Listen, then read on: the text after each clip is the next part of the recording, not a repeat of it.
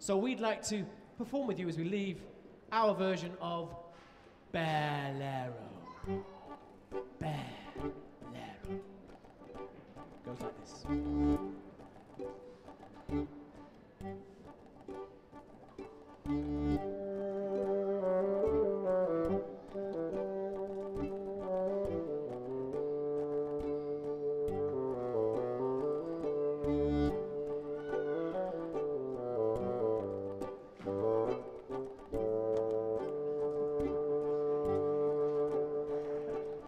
Once there was a woodcutter, a man who made his living by felling trees and selling timber.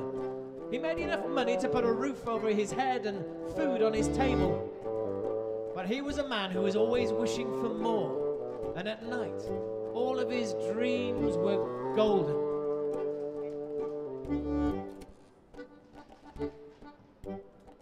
One bright winter's day, the woodcutter found himself walking through a part of the forest where he'd never been before. And eventually he came across an old birch tree with bent branches and twisted trunk.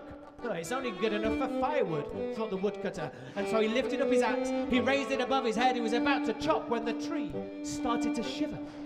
And the tree started to shake. And just the sort of thing that a tree does in a story when it's about to speak. Stop, stop, don't chop, said the tree. Well, the man was surprised, a talking tree. But then he was delighted to discover that this old tree was in fact an old Russian wishing tree. And so he put down his axe, he picked a little green leaf, and he made a little wish.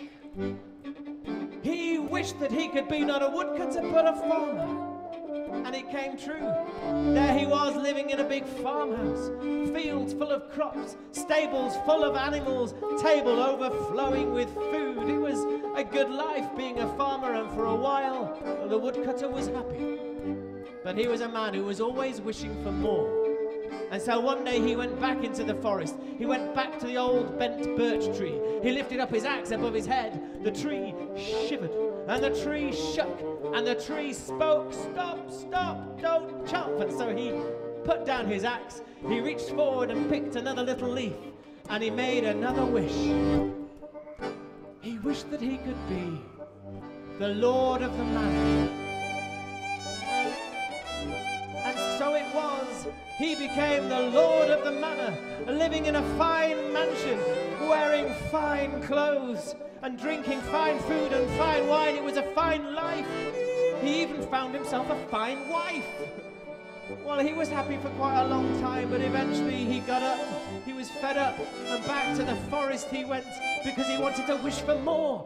He found the bent old birch tree. He lifted up his axe, was about to chop, when the tree shivered, and the tree shook, and the tree said, stop, stop, don't chop. He put down his axe, he reached out, and he picked another leaf, and he wished. He wished that he could be a king, the Tsar of all Russia. There he was, living in a golden palace, sitting on a golden throne, eating from a golden plate and drinking from a golden goblet. It was all his golden dreams come true. And he should have been happy too. But even then, with all that gold, he began to wish for more. Back to the forest he went, back to the old bent birch tree, lifted his axe above his head. The tree shivered, and the tree shook, and then the tree spoke. Stop, stop, don't chop. He put down his axe, and he reached out and picked another leaf, and he made a wish, a big wish. He wished that he could be the biggest being in all the land, and that wish came true too. He started to grow hair all over his body.